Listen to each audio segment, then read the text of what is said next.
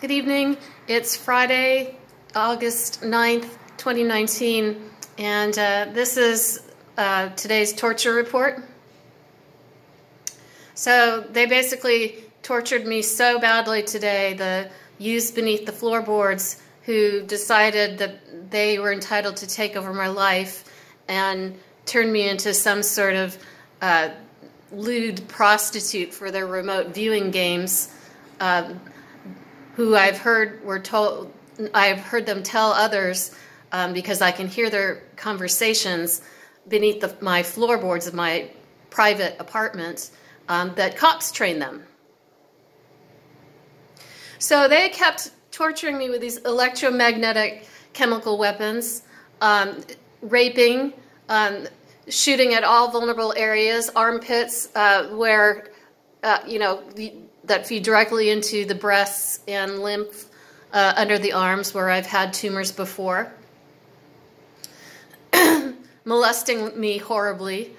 And they've taken to shooting me, like trying to give me a lobotomy right through my eyes, and I can feel the beams penetrating right into my skull through the top of my eye sockets and hitting me all over my head with what they call the abortion weapon, because it can penetrate deeply into tissues.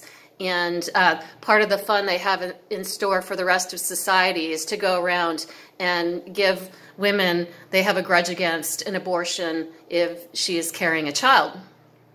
And so that's why I'm standing against them. And so this afternoon I began passing out.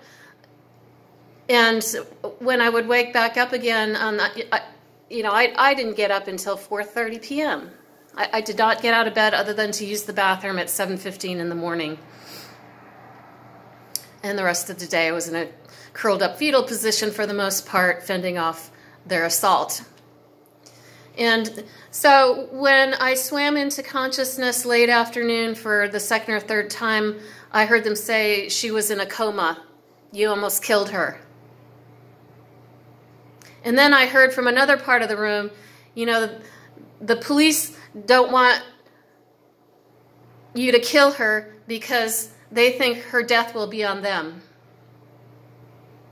Well, if you refer back to my report of how I have been lied to, gaslighted, manipulated, and brutalized by the police for my past 11 years of being a targeted individual, you will see a pattern where the police try to make me out over and over again in the times that I've asked for their help to look and appear as if I were a lewd prostitute, lewd and delusional. And so the behavior pattern of how I am being assaulted by these jackals underneath the floorboards at this point, it's clearly part of a police program.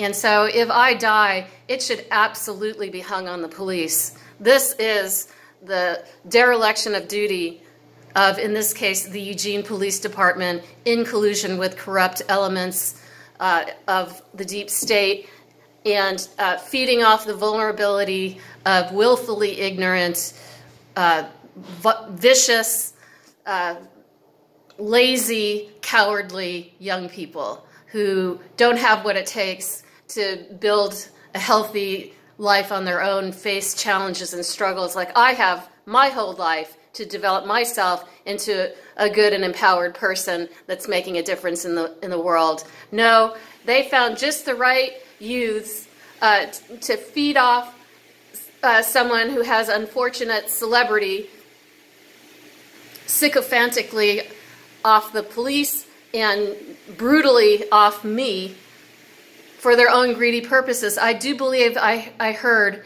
that if they turn me into a prostitute, somebody's going to make $65,000. And then I heard him say, quote, "and we'll be safe then." Never. I look forward to dying a noble death so that all hell rains loose on the corruption of the Eugene Police Departments and other departments like them, and these lazy, evil creeps trying to blackmail and extort me and almost killing me more than once, more than a half dozen times at this point in recent weeks. I look forward to, looking down from my cloud and laughing at everybody for the hell they put themselves into. And I look forward to die that noble death to protect young people from falling to this fate along with their unborn children. Signing off for today.